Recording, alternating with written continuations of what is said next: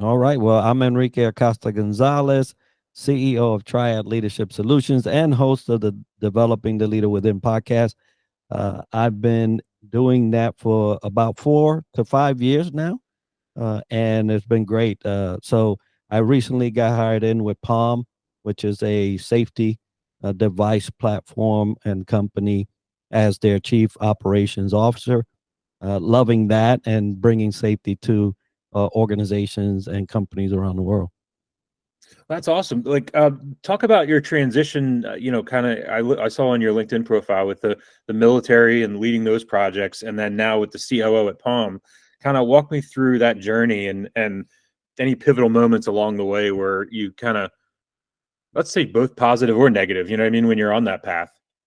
Yeah, well, that path is notoriously treacherous for military coming out, and it begs to get into the conversation of how we prepare our military for that type of transition, and how the world is equipped to receive, their children back. Right, Mhm. although be it grown children, still. So that journey for me was and is still, uh, I would say, still shaky, right? And it's funny to say that 7 years down the road from retirement, but if you think about it, I served 26 years in the Navy, all of my basically adult life, and did not know what the world was like because we're kind of in our own world,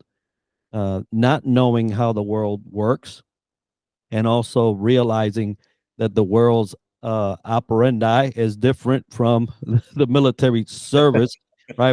We're called to give our life if need be, and you come out into a world that said, "No, you do for you and you alone," and it's like total clash, right? So, two mindsets clashing there, and then trying to figure out how to fend for your family and provide. So, it was shaky, still shaky at times, but I made my way through.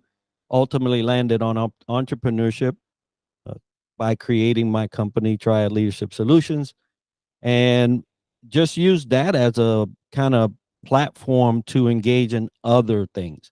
Yeah, served in the C-suite as an executive advisor for several years. Worked with the state at the manager level over counties. So you just kind of build your way back up, but undoubtedly you come out from the military with a lot of great leadership experience, and so that lended nicely to allowing me to move into what I am doing now as a COO. And with that, Palm, from what I understand, the pioneering family safety, in that platform space, what sparked that idea, and then how do you see technology evolving to continue to protect our families? Yeah, so Palm came from Marianne. She's the CEO. Her creation, and she was just looking for how to keep people safe. We all have aging parents, if they're still around. My mom has passed since, but um, we have aging parents, we have children, we have workers around the world. And safety is usually stated as the most primal thing. Yet and still, we do not invest totally in the safety of those, treasures, right? For I'll give you an instance. We send our children to school. We either put them on a bus and send them on their way, or we allow them to ride a bike, or we allow them to walk. Now, these are our prized possessions, our children. Yet and still, we give windows of time where things could go astray. And it's usually when you're not with them, it's usually when they're alone. And so there's a device, part of the Palm suite, which is Palm Kids, a wearable, and all of these are wearable devices that they have on their wrist, just like a watch, and it has a watch and everything. It is not, enabled for them to be surfing or anything like that. So the school system won't get on them. but it is a one touch. They can touch that thing and contact you as a parent. You can call them specific, boom, contact them. They're always, it's GPS tracked, so you always know where they are. At a moment's instance where they may be in trouble, they can press that button and say help, and it automatically goes, activates the parent, activates the police, activate, so it's a way of breathing a little easier, but also putting your chips on something that will ensure that your children are, taken care of, and a small price to pay when you think about uh, how much, and I had a scare myself. My son, one night, one fit of, not thinking right, took off. We didn't know where he was for an hour. And I'll tell you, I've lived a lot of hours that, especially in the military, that were like fearful.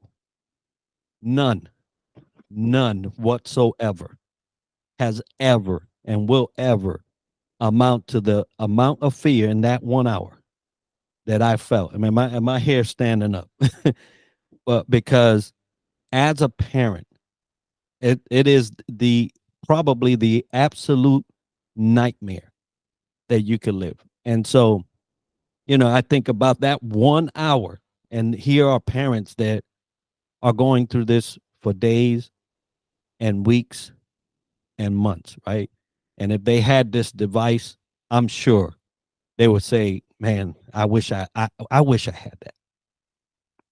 Walk me through and I'm gonna go deeper than I originally wanted to on this because as a parent myself, we have 6 kids as a blended family, and from 10 to 18, and so what you're speaking hits me directly there. Let's dive a little deeper into that, into where for parents today. When I'm 38 years old, so I was in the analog world, but then I was in the birth of the internet. So right, I was coming of age into that 10 to 12 range, right when the internet was starting to get into more homes and everything like that. So, I know my parents had various software on the computer immediately, and that was the way that we were able to protect, and they were able to protect me at that time. And then that technology eventually became antiquated over years, and now with the phones and the cell phones the way they are, and then we're embedding into apps, and they're embedding into game chats and all these different ways that whether they're predators or scammers or whatever they are, giving we used to have to justify as parents. We're like, oh, we're going to give them a cell phone really early so we can get a hold of them, because that was our number one Mhm. reason. So take me through maybe how you can help, because giving the cell phone at that early age for that reason just opened a Pandora's box to all the other things that are in Right. that phone. So as a parent who wishes that it could have been a lot later to give the phone out, um, your product, had I known about your product or that it existed years ago, talk to me about why it's so that part of what I'm trying to get at is so important. Yeah, and so that is a key. I'll tell you, this week, this week, my son gets his first cell phone. He's almost 17 years old. I, Yeah. that was not something I was rushing to throw him into. Now, of course, he does, just like you said, gaming, this, that, and the other, and Discord. They're going back and forth. Lord knows what happens in those arenas. But if there was something I can control, right? That we say that in life, control what you can't. Hey, you just got to pray about, right? So, and in this case, that was a device that I fully had control over, when, and how it would be introduced. Now, there's a whole lot of learning that goes on before he ever gets that in his hand, right? Because I got to teach him. And so, for some people, it's like, wow, almost 17, no cell phone. I I have a grandson. It's 5 years old. He's got a phone, and I'm like, "What?" Between 5 and 7, he's like, "Got a phone," and I'm like, "What in the world?" So so what, uh what I love about this particular device is that it is not that. They will not be surfing, you will not be having any communication with anyone else. This is a one-way parent or emergency responding, right? So You either have the parent as the voice on the other end, or you have 911 as the voice on the other end.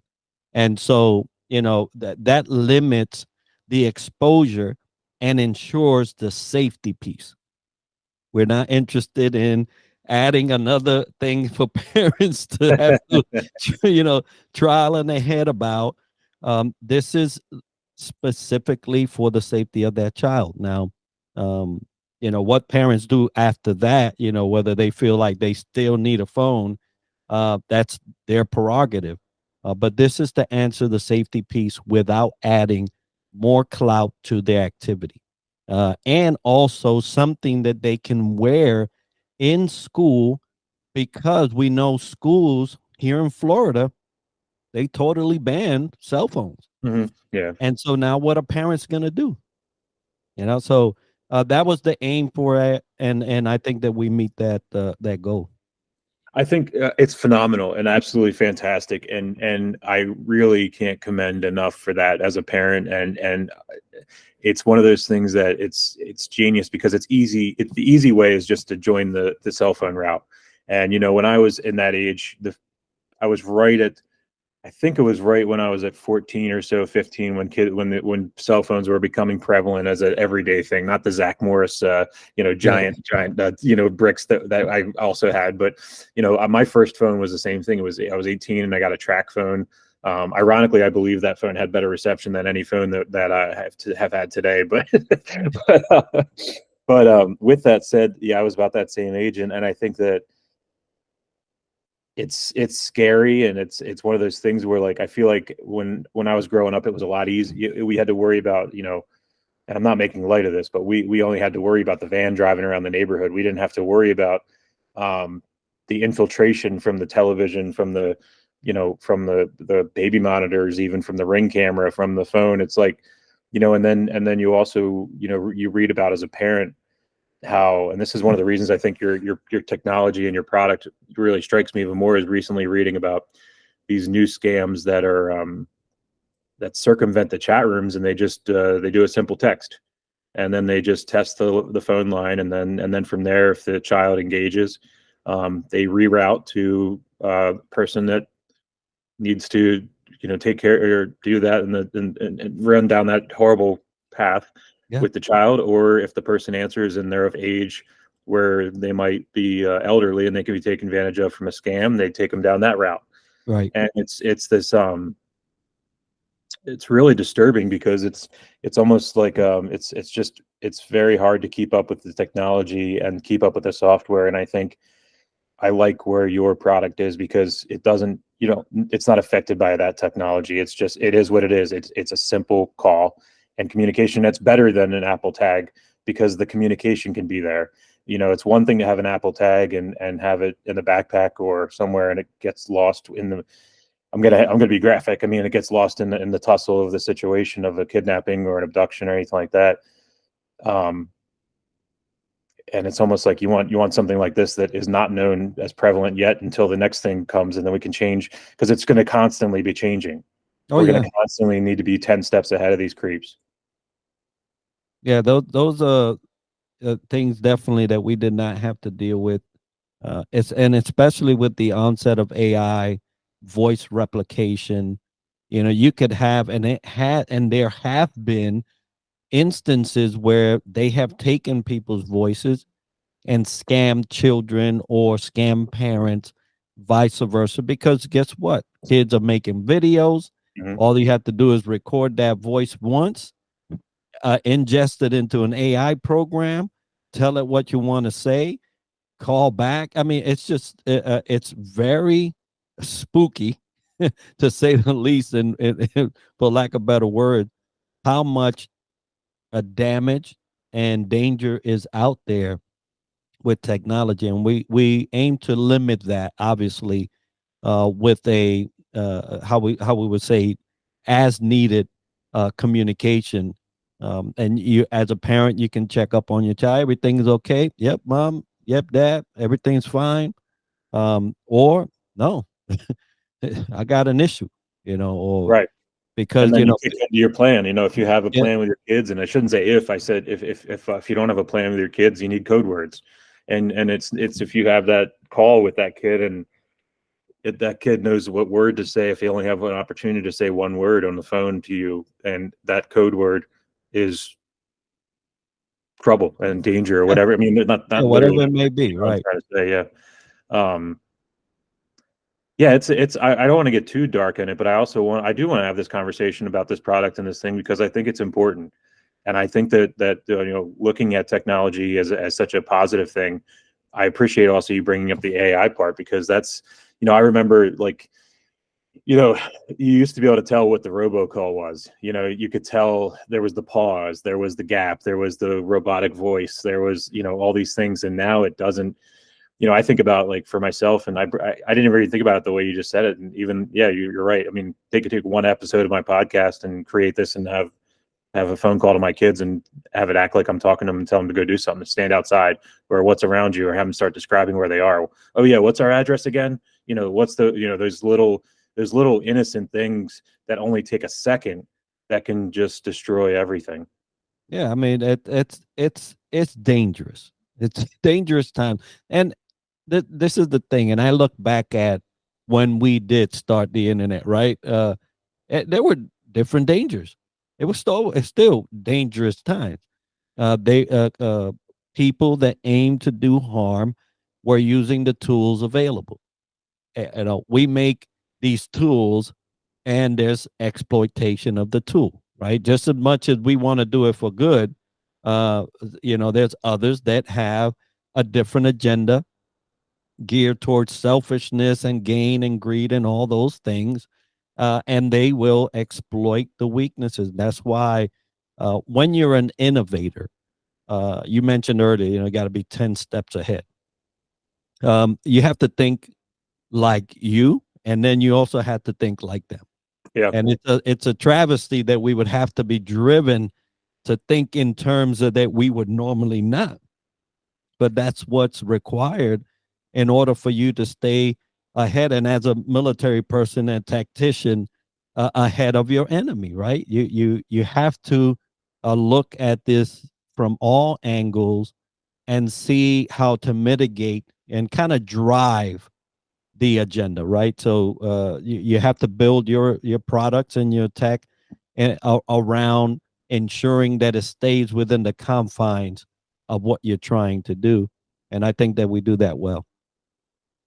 With your experience in the military, and obviously with your positioning right now, and we're talking about safety and leadership, and really, and positive influences, talk to me about where, with your notice in the organizations today, like, how do you propose that we fill these most common leadership voids that are existing today? Investment. We could hark about and speak about the lack of leadership in any industry or position, and the fact is that organizations are not investing in their leaders. Now, there's investment from two standpoints, and I think that are very key to note here. The number one is your personal investment. Leaders have grown accustomed to move along the whole, daisy chain of leadership positions without too much work.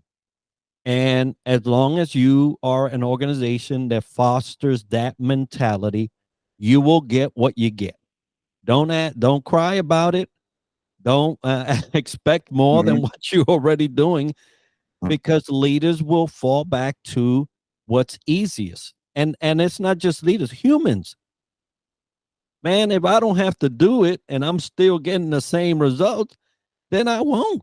Right. And that is just okay. That's human.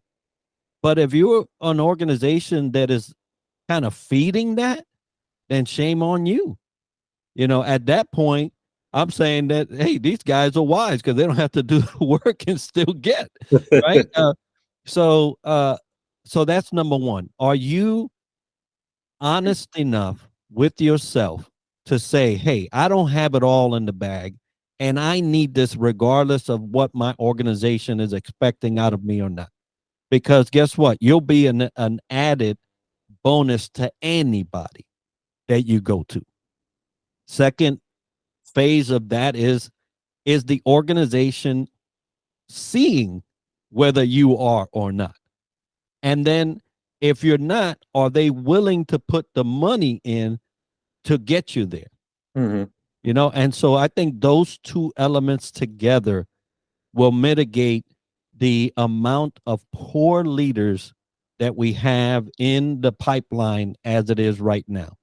Until that changes, we're going to see this over and over and over again. And we're just going to have people griping and complaining about their leadership when either of those two are not willing to do it. It's an interesting perspective. That's like, it's just like a lot of, and I don't want to get too spiraled out into politics or anything like that, but it's like that, like divisiveness of that, like zero gray area opportunity is just, it's reflective in so many issues that we have in our lives. That's really unfortunate. But on the positive side, I want to talk a little bit too about your sharing a leadership Aloha.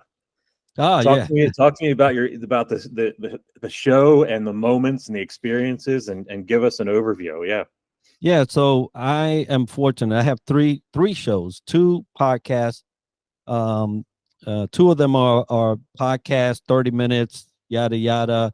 But Aloha Friday Live is a opportunity for me to speak to somebody for a whole entire hour. And when we get into these conversations, an hour goes quick, Yeah. especially if you're focusing on them and what they're doing and what they're bringing to the communities. But Aloha Friday Live came out of my homage to Hawaii because, or how we say Hawaii, back when I was growing up as a young adult, I landed on Oahu at age 19, and I retired from the military there. So a lot of time spent on that island.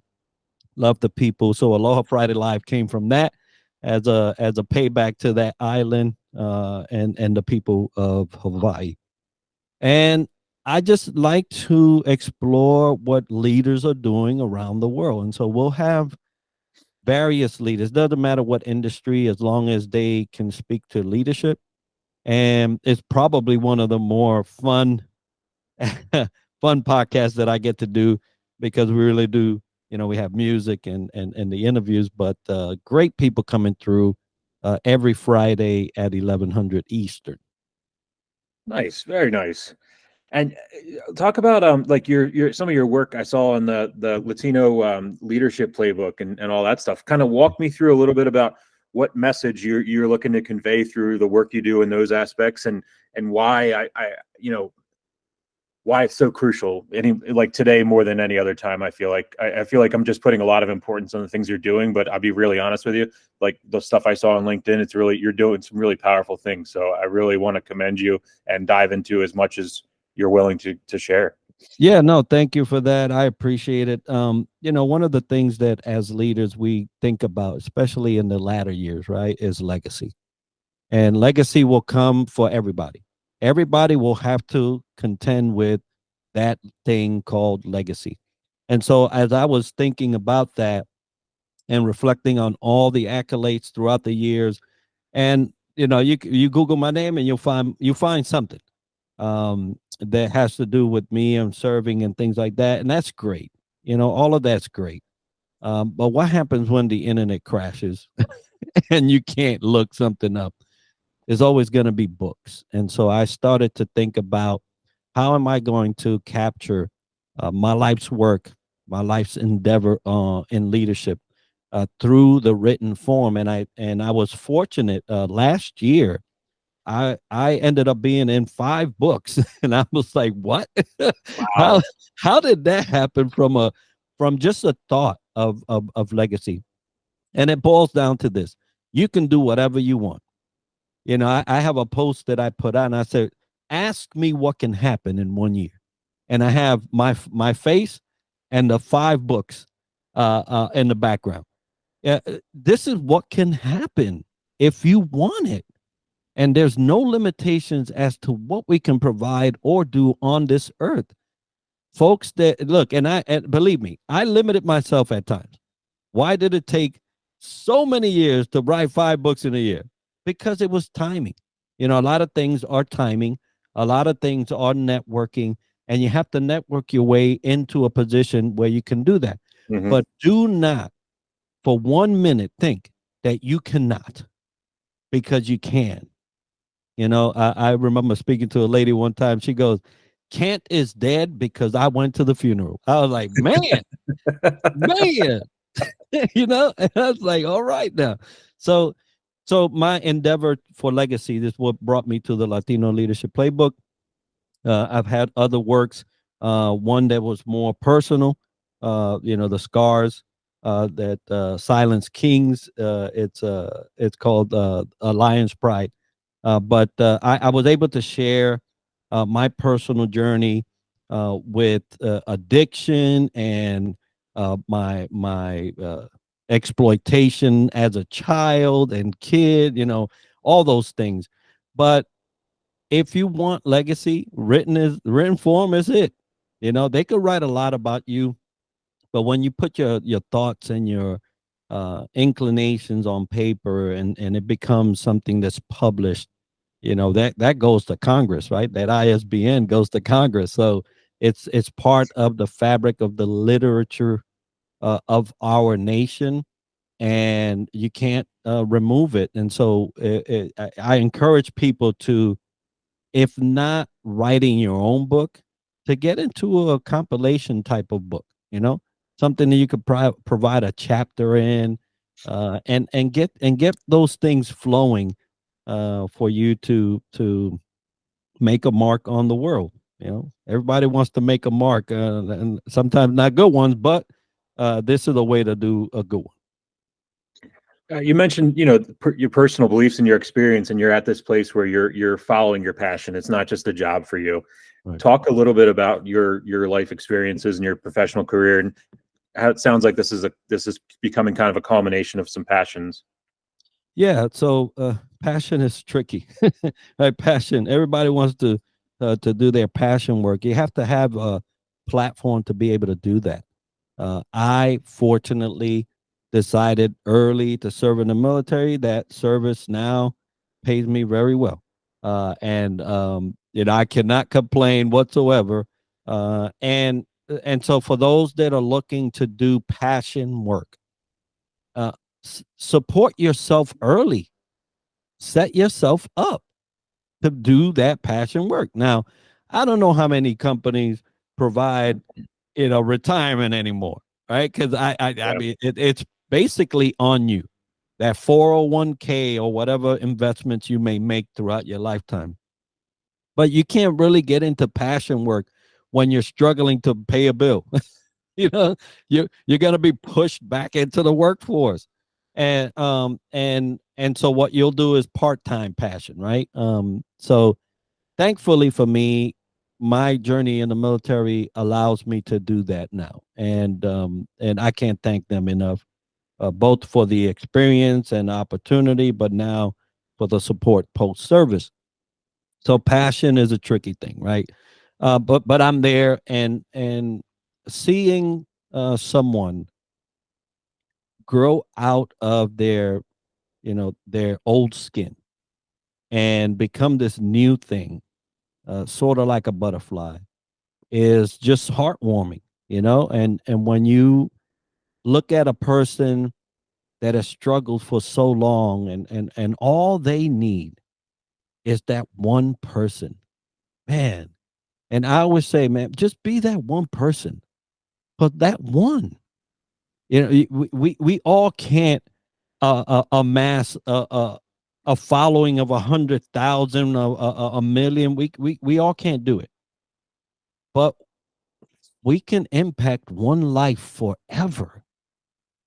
And you won't just be impacting them. You're going to trickle to their children and their great grandchildren. I mean, you just think about it. And so what we do sometimes is that we try to hit everybody and hit nobody, when we should be hitting the right body, you know, for them to be able to do it. So part of my legacy work, part of my passion work is doing that.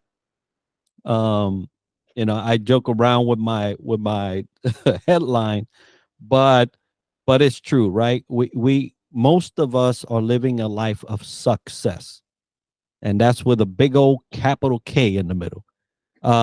And what I try to do through my passion work is take you from success to success. And it's simple. It's just addressing those what I call K factors in the middle of your success that are keeping you, right. You're almost there, but you never get there. You're almost I can see the finish line, but I can't get there. And through my passion work, I can help folks, and sometimes one at a time. Sometimes it comes as in bunches. I had a group that's just asked me to speak to their veteran resource group out of Melbourne.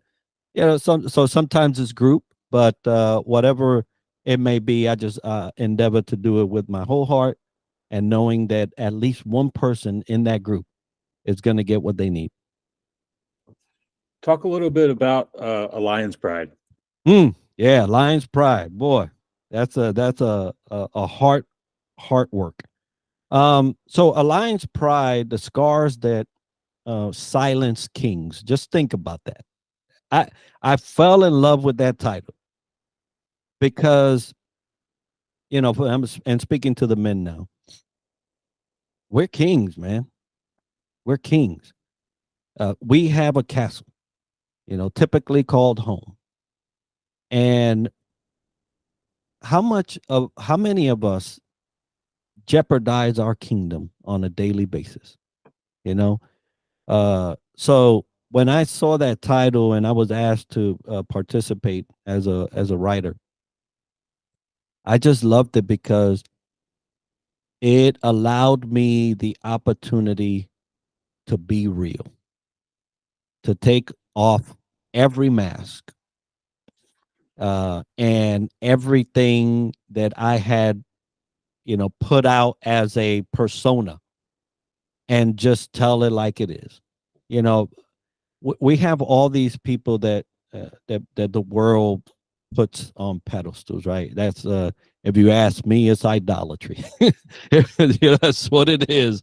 I aim not to do that. But when you see somebody doing well, and they get this award, and they on TV here, and then they on this, and then they on that, you think that it's all good. Well, I tell you what, it ain't.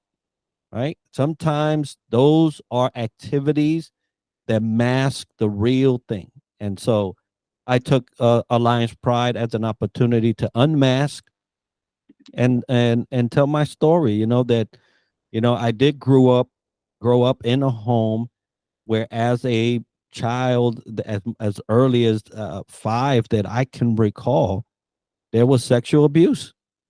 Not by my mother or my I didn't have a father at the time. Well, he didn't live there. But by family members, and by mother's friends, and things like that, and how that truly impacted my life. For all the way up to I was 47 years old. I mean, that's a long time to deal with issues that you didn't ask for. And but you got to deal with them. And so Alliance Pride was a way for me to not only divulge that information, but also show men that that does not have to define you. There has to be a time in your life where you unmask, and let people know that, yeah, very successful at these things, but it came at a price, and it was struggling with all of that, my lifetime. But thankfully, and I just have to say this, thank God Almighty, that grace, mercy, and forgiveness is provided, and you can literally go from one thing to the other, go from darkness to light. I mean, I cannot describe, other than no joke, from darkness to light in an instant. And it's like, holy moly, this is real. This is actually a thing here. Because as a person that suffered so long with all those activities as a child, I immediately knew when that switch happened. It was, there's nothing like it.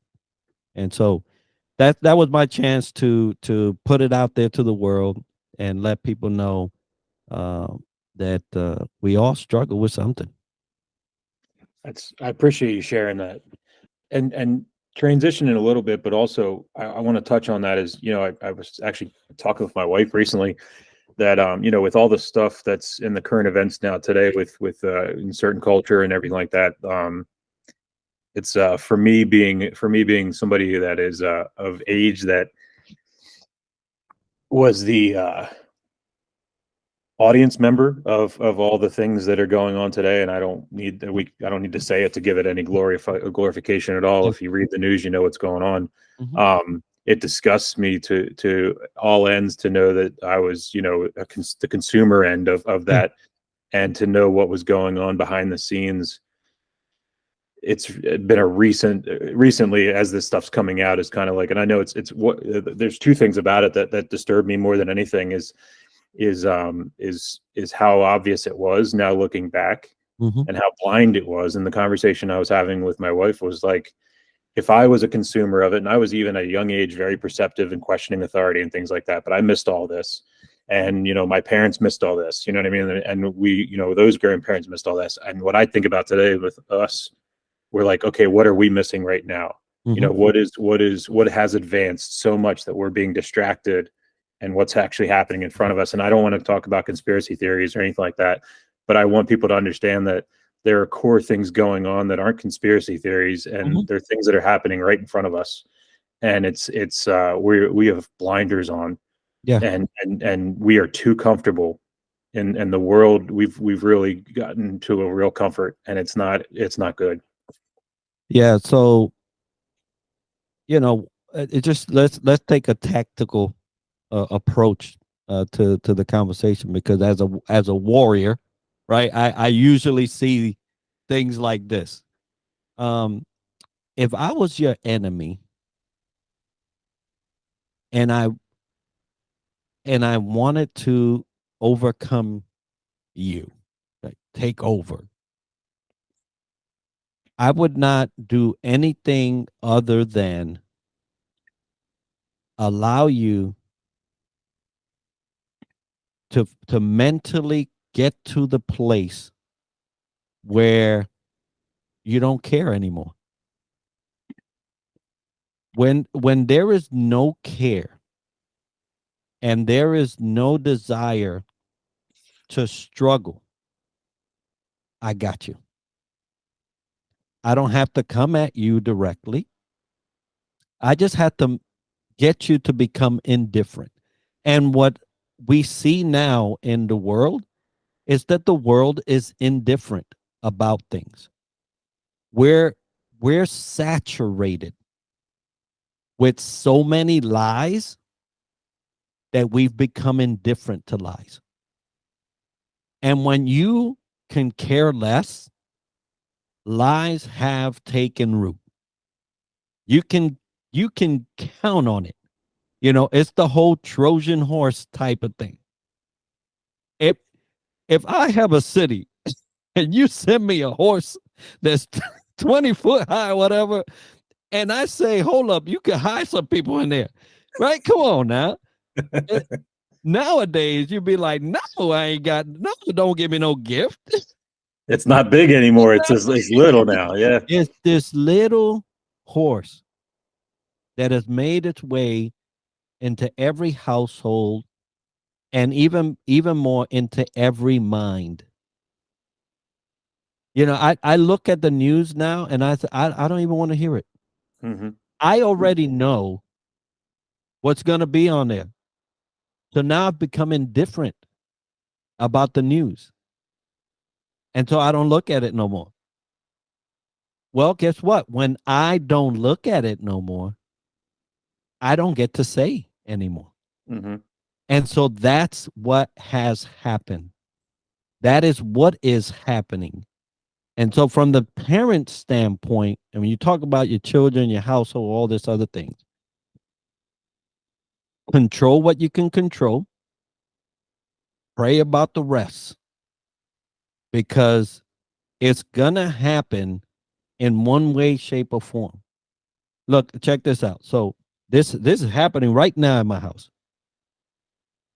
There's this thing called murder drones, right? And it's plushies and cartoons and all this. And from my upbringing, murder is a spirit. And so now, just think about it. This is a whole Trojan horse. I'm telling you. My kids are getting the plushies and they're getting the sweatshirts and hoodies. And I'm like, this happened like yesterday to me. I'm like, hold up, bro. Murder drones. And they have a likeness of saints. And I'm like, hold up, but wait a minute. And so today I have it on the docket to talk to my sons. Mm-hmm. Because the moment we don't, it's when the horse gets it. Now, obviously, the horse is in here. Now I got to figure out how. Stable doors are open. We got to batten them down. Yeah, batting them, batting them hatches down where they don't get out. And so, this is what I mean. And for people that get to speak about this is happening in my house right now. So how much is it happening in your house? How much is it happening in thousands and millions of others' homes where the message of murder is no longer a thing? Mm-hmm. And then we're going to complain when a 14-year-old kills his parent, right? Because they didn't get a cell phone. And I'm like, folks, it's there. You could see it. You don't have to dig down deep inside. It's right there in your face, but we become indifferent. And that is the Trojan horse. Enrique, I'm going to thank you so much for your time. Yeah. I cannot thank you so much. I cannot say how much, and this is the first of many conversations we're going to be having. Give anybody how they can reach you, both yourself personally, anything you do, as well as Palm and everything like that as well. So yeah, everything is accessible on LinkedIn. If you look up Enrique Acosta Gonzalez, you'll find me there, and I have everything. Every link or anything that you ever want to know is on there. And that's probably the easiest way. Awesome. Hey, thank you so much for your time.